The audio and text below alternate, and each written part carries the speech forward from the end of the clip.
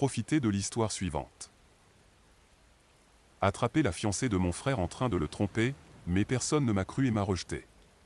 Des années plus tard, ils ont découvert que j'avais raison, mais ne sont revenus vers moi que parce qu'ils avaient besoin que je témoigne de l'infidélité lors de son divorce.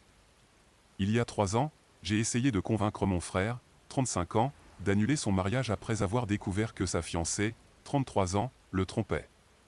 Malheureusement, personne dans la famille n'a prêté attention à mes paroles, et ils se sont tout de même mariés.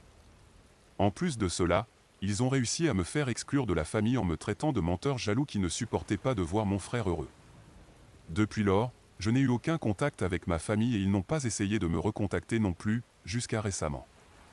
Il y a quelques jours, ils sont venus me trouver car mon frère était en train de divorcer et ils avaient besoin de mon témoignage car ils ne voulaient pas payer de pension alimentaire. Cependant, j'ai catégoriquement refusé de les aider et maintenant, on me décrit comme étant sans cœur et égoïste. D'une part, je me sens plutôt satisfait de pouvoir les rejeter et j'ai l'impression que c'est la clôture dont j'avais besoin. Mais d'un autre côté, beaucoup de mes amis m'ont dit que je pourrais le regretter à l'avenir car c'est peut-être la seule chance que j'aurai de réparer ma relation avec ma famille. Et si je les rejette maintenant, je pourrais ne jamais avoir cette chance à nouveau. Je suis donc assez perdu quant à la marche à suivre. Serait-ce mal si je ne témoignais pas en faveur de mon frère devant le tribunal familial? Et maintenant, pour ceux qui voudraient en savoir plus, voici l'histoire complète.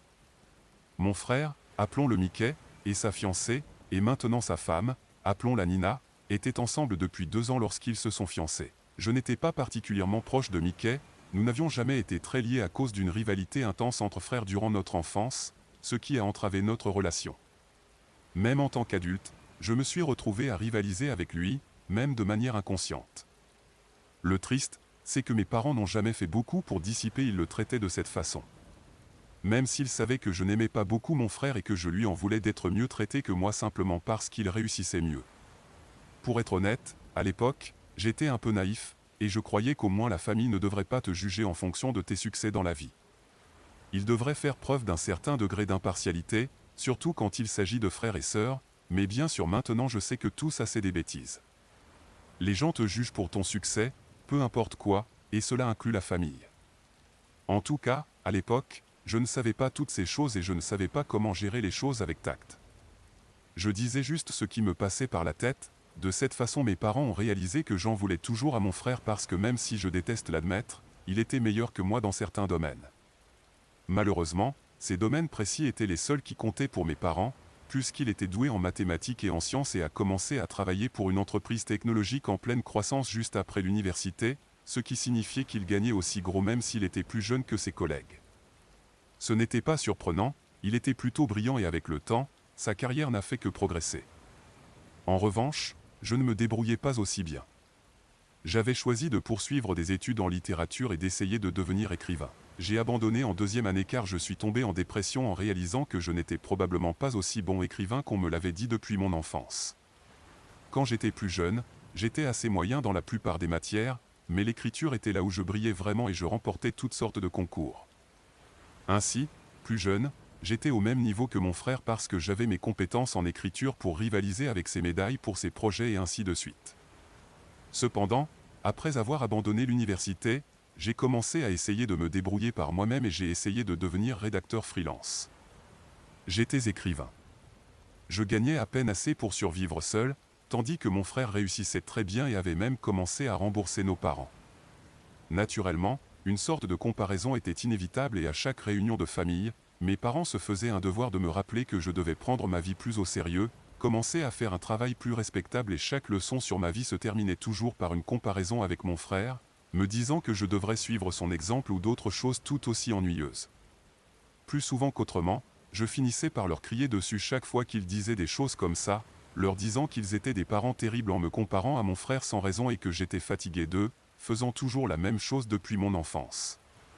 C'était la même vieille routine, nous nous disputions, nous arrêtions de nous parler pendant quelques semaines, mais ensuite, ils revenaient vers moi et nous essayions de réconcilier. Et puis, bien sûr, Mickey s'est fiancé à sa copine depuis 2 ans.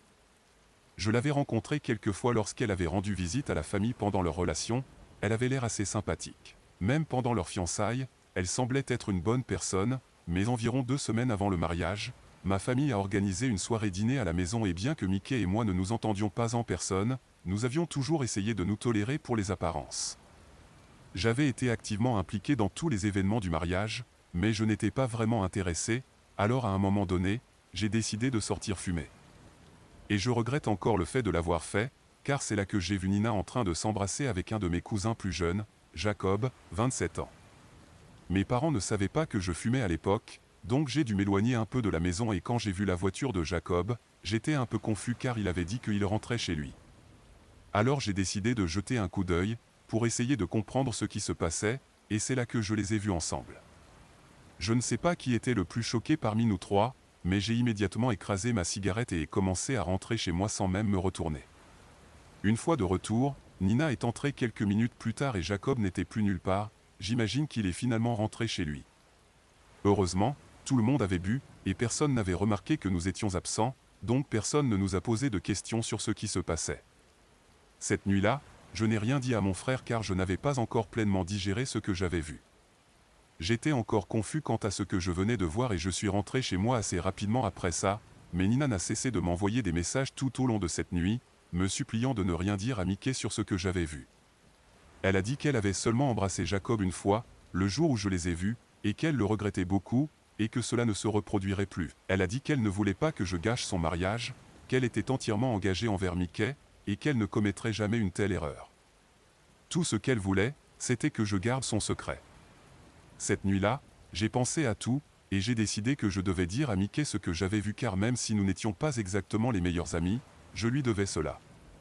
En tant que son frère, c'était la moindre des choses que je pouvais faire pour lui, alors je lui ai demandé de me rencontrer pour déjeuner le lendemain et je lui ai tout dit.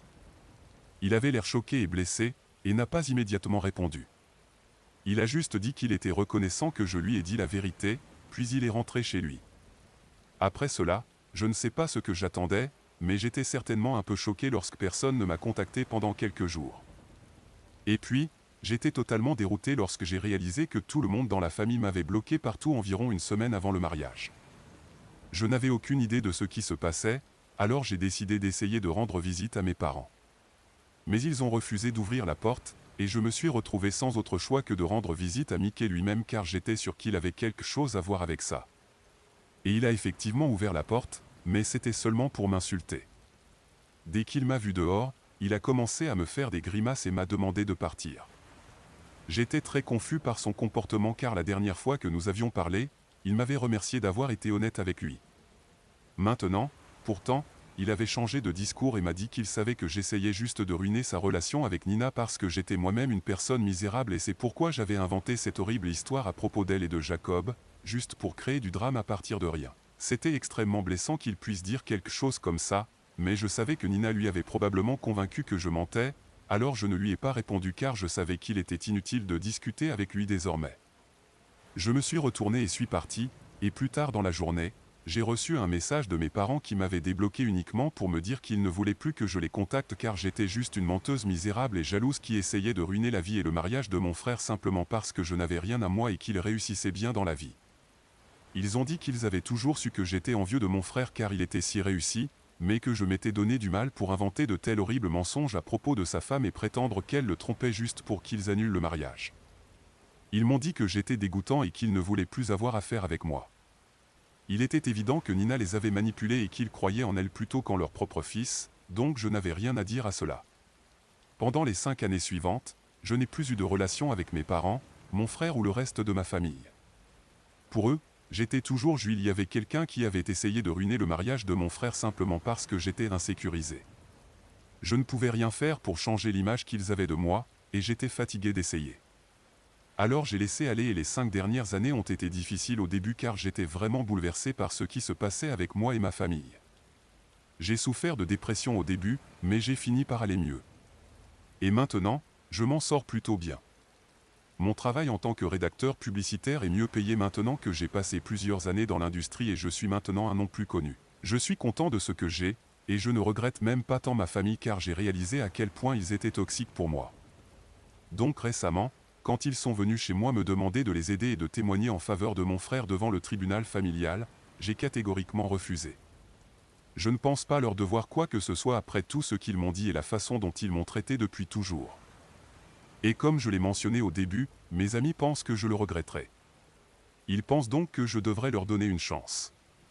Ils croient que je devrais au moins parler à mes parents et mon frère et essayer de clarifier les choses au lieu d'agir ainsi. Ma famille n'a pas non plus ménagé ses efforts pour me faire me sentir coupable de ma décision. Ils m'envoient constamment des messages et des emails en me disant que je suis sans cœur et égoïste, et aussi qu'ils avaient leur raison de me couper et de croire Nina plutôt que moi à l'époque. Et honnêtement, je peux voir leur point de vue, aussi difficile que cela soit à admettre. Comme je l'ai mentionné au début, j'avais tendance à m'emporter contre mes parents chaque fois qu'ils me comparaient à mon frère. Alors naturellement, mes parents pensent que je détestais vraiment et ressentais de la rancœur envers Mickey.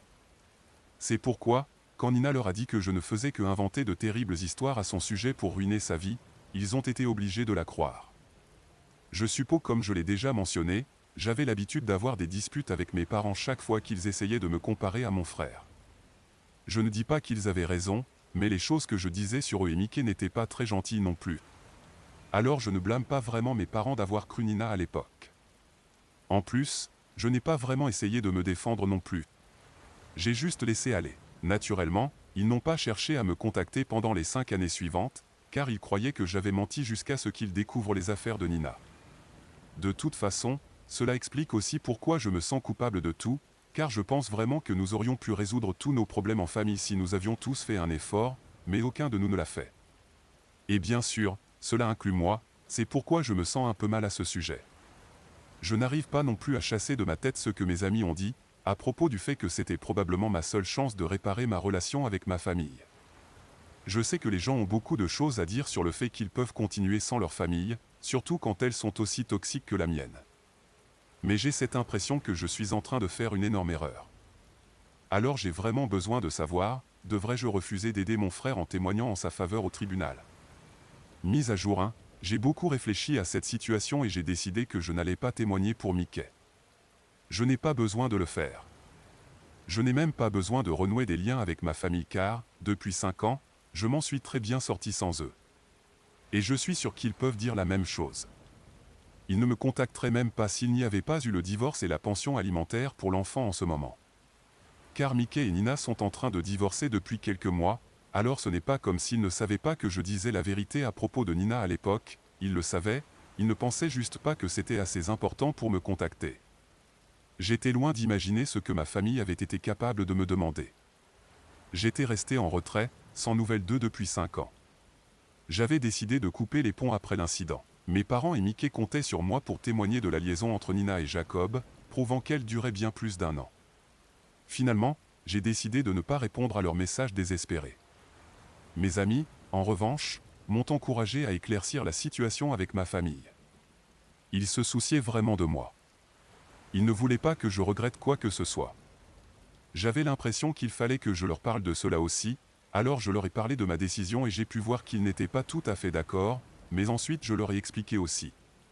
Je ne leur devais pas vraiment d'explication, mais je l'ai offerte quand même car, depuis 5 ans, après ma rupture avec ma famille, ils étaient les seules personnes à être à mes côtés et je leur en suis vraiment reconnaissant. De toute façon, je leur ai tout raconté sur la façon dont j'avais été traité par ma famille dans le passé et à quel point ils étaient toxiques. Ils avaient une idée générale des choses, mais en leur parlant cette fois-ci, j'ai vraiment donné des détails. Je n'en avais jamais vraiment parlé car c'était trop personnel et je détestais revivre tout cela, mais je sentais que je devais leur dire pour qu'ils puissent comprendre à quel point tout était profond pour moi. Je leur ai parlé de toutes les insultes et de tout ce qui s'était passé quand j'avais dit la vérité sur Nina à ma famille, et ensuite, enfin, je leur ai dit que la seule raison pour laquelle ma famille m'avait contacté maintenant était parce qu'ils avaient besoin de mon aide. Ils ne me valorisaient pas réellement en tant que personne et ne le feront jamais, car ils savaient que je disais la vérité depuis quelques mois maintenant et pourtant, ils n'ont jamais pris la peine de s'excuser pour leur comportement. En fait, même maintenant, ils ne m'ont pas vraiment présenté d'excuses, ils ont juste été défensifs et ils m'ont même un peu trompé un instant car je considérais réellement leur point de vue. Mais en fin de compte, ils auraient dû croire leur fils plutôt que Nina et ils ne l'ont pas fait. Alors maintenant, s'ils en paient le prix, tant pis pour eux, je ne peux rien y faire. J'avais essayé de prévenir Mickey et mes parents, mais ils n'en avaient rien à faire à l'époque et au lieu de cela, ils m'ont insulté et m'ont exclu de leur vie. Ce serait mal de ma part de retourner vers ces personnes, et je ne veux plus me faire du mal comme cela, c'est pourquoi je choisis de rester à l'écart. Après avoir parlé, j'ai ouvert mon cœur à mes amis, ils m'ont dit qu'ils allaient évidemment me soutenir dans tout ce que je choisirais, et maintenant qu'ils connaissent toute la situation et exactement ce que je ressens, ils savent que j'ai fait le bon choix pour moi-même. Donc tout va bien entre nous et je suis vraiment content à ce sujet. Alors voilà, cela fait 2 semaines depuis que ma famille s'est présentée chez moi pour essayer de m'impliquer dans leurs affaires. Après cela, comme je n'ai pas répondu à aucun des messages ou emails qu'ils m'ont envoyés, ils ont décidé de me contacter à nouveau aujourd'hui. C'était le week-end, donc je passais la journée chez moi et vers l'après-midi, la sonnette n'arrêtait pas de sonner. Évidemment, quand j'ai regardé, c'était ma famille et j'ai décidé de faire semblant de ne pas être chez moi, alors j'ai laissé la sonnette sonner pendant quelques minutes, mais ensuite, au lieu de partir, mon père s'est mis à crier en disant qu'il savait que j'étais chez moi et que je devais leur parler. Je ne sais pas comment il l'a su, mais quoi qu'il en soit, je n'ai toujours pas répondu. Mon père a continué de crier depuis l'extérieur de la porte pendant quelques minutes et me demandait d'ouvrir, mais je n'ai même pas bougé. Finalement, lui et Mickey ont commencé à pousser de toute leur force contre la porte. J'ai eu peur que la porte se casse, donc j'ai dû finalement me lever et ouvrir. À ce moment-là, j'étais déjà assez agacé car j'avais clairement dit que je voulais être laissé tranquille. Et je ne voulais vraiment pas devoir appeler la police car je vis dans un quartier tranquille et aussi, je ne voulais pas avoir à gérer les problèmes que cela aurait entraîné. J'ai donc ouvert la porte et je leur ai clairement dit que je ne voulais pas leur parler, que j'avais déjà pris ma décision et que je n'allais pas les aider. Ce n'était pas une question personnelle, à ce stade, je voulais juste m'éloigner d'eux. Et ils devaient respecter cela, car se présenter chez moi n'allait pas me faire changer d'avis. S'il y a bien quelque chose qui pouvait me rendre encore plus contrarié à leur égard. Mes parents n'ont rien dit, mais Mickey m'a dit qu'il avait vraiment besoin de mon aide car il trouvait injuste de devoir payer une pension alimentaire pour un enfant qui n'était même pas le sien. Et si je pouvais l'aider, je devrais vraiment le faire car après tout, nous sommes de la famille. J'ai éclaté de rire à ce moment-là parce que depuis 5 ans, nous ne sommes pas du tout une famille. Et tout à coup, juste parce qu'ils ont besoin de mon aide, nous sommes une famille et je dois remplir mon devoir. Je lui ai dit très sèchement que nous ne pouvions pas simplement faire semblant d'être une famille quand ça leur arrange et que je ne les considère plus comme ma famille, donc ils pouvaient disparaître de ma vue maintenant. Je suppose qu'ils n'ont pas aimé mon ton, car mes parents ont commencé à perdre leur sang-froid dès que j'ai dit ça. Mon père s'est mis à me crier dessus et ma mère m'a dit que je n'avais pas le droit de leur parler ainsi car malgré tout, ils étaient toujours mes parents, et qu'ils m'avaient élevé, donc je leur devais tout. Naturellement, j'ai riposté et en quelques minutes, nous étions de nouveau plongés dans une dispute bruyante. Si Mickey n'avait pas été là, nous aurions probablement continué pendant longtemps. Mais heureusement, il a réussi à les faire taire tous les deux. Ensuite, il s'est tourné vers moi et a littéralement supplié, me disant qu'il avait vraiment besoin de mon aide et qu'il savait qu'il n'avait pas été le meilleur des frères par le passé, mais qu'il me serait très reconnaissant si je l'aidais cette fois-ci. Il m'a dit qu'il ne voulait même pas d'enfant et qu'il ne trouvait pas juste de soutenir financièrement sa vie adultère, et un enfant qui ne lui appartenait même pas, et que j'étais le seul à pouvoir empêcher cette injustice de continuer. Cela semblait très dramatique, mais je savais qu'il était désespéré et comptait vraiment sur moi. À ce moment-là cependant, après la dispute que je venais d'avoir avec mes parents, je n'avais littéralement aucun intérêt à les aider et je leur ai juste dit de partir sinon je devrais. J'ai appelé la police. Ensuite, j'ai fermé la porte et finalement, ils sont partis. Je ne sais pas si j'ai bien fait ou non mais j'espère juste qu'ils me laisseront tranquille après cela car je n'ai vraiment rien à leur dire. Je me sens mal pour Mickey, je pense que si nos parents avaient été meilleurs en tant que parents, nous aurions peut-être eu une relation différente. Je ne dis pas qu'il est parfait et n'a pas sa part de responsabilité dans tout cela, mais honnêtement, je ne peux m'empêcher de ressentir de la compassion pour la situation dans laquelle il se trouve actuellement. S'il m'avait seulement écouté quand je l'ai mis en garde, il aurait pu éviter toute cette situation. Même aujourd'hui, je pense que ce sont nos parents qui ont gâché toute la situation pour lui car il aurait peut-être pu me convaincre de l'aider si nos parents ne s'étaient pas si mal comportés avec moi. Quoi qu'il en soit, le mal est déjà fait, et bien que j'espère vraiment qu'il échappera au paiement de la pension alimentaire car, honnêtement, d'un point de vue strictement moral, je n'aimerais pas que Nina l'oblige à payer légalement la pension alimentaire. Elle ne le mérite pas, je pense qu'elle est la pire et je la déteste encore plus que mes parents. Et c'est vraiment dire quelque chose. De plus, éthiquement parlant, il ne serait pas juste que Mickey doive payer la pension alimentaire et je soutiens cela. Donc je ne vais certainement pas l'aider, mais j'espère que les choses s'arrangeront pour lui maintenant. Mise à jour 3, eh bien, cela fait 3 mois depuis ma dernière mise à jour et je sais que je n'ai pas été actif ici, mais honnêtement, il ne s'est rien passé d'intéressant à raconter. Mes parents ont essayé de me contacter plusieurs fois, mais malheureusement, ils ne m'ont pas présenté d'excuses. Ils m'envoyaient seulement des emails me disant que je faisais une énorme erreur en refusant d'aider mon frère et qu'ils avaient honte de m'appeler leur fils, comme si cela allait aider Mickey. Dans leurs emails, ils me rabaissaient constamment et après un moment, cela m'a fatigué, donc j'ai arrêté. En lisant ce texte, je constate que c'est une histoire complexe et pleine de rebondissements. Il semble y avoir des tensions familiales et des questions de garde d'enfants en jeu. Jacob semble avoir décidé de prendre ses responsabilités de père, ce qui est une bonne nouvelle pour Mickey.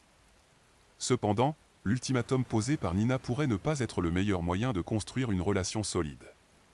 Il semble que chacun ait ses propres défis à relever dans cette histoire. Espérons que les choses se clarifient pour tous les protagonistes à l'avenir.